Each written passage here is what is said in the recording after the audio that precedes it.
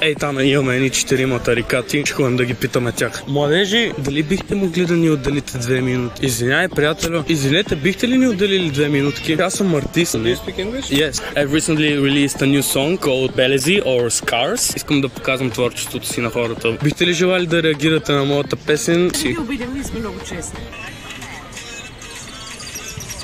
Аз съм възхитена от качеството на клипа, от качеството на музиката и лириката, много добър текст. Текстът е добър, обаче има някои ненужни повторения, дето ти слагат в текста, дето са белези. И това, като ти слагат на микса, самия глас, дето ти го правят по-дълбоко, ти малко е ненужно. Имаш потенциал. И време да готвя някакво клубно парченце такова. Смотино е това да го правиш с интервюта, защото всеки трябва да по някакъв начин да се отличи от другите. Колко би му дал от 1 до 10? Серия нещо такова.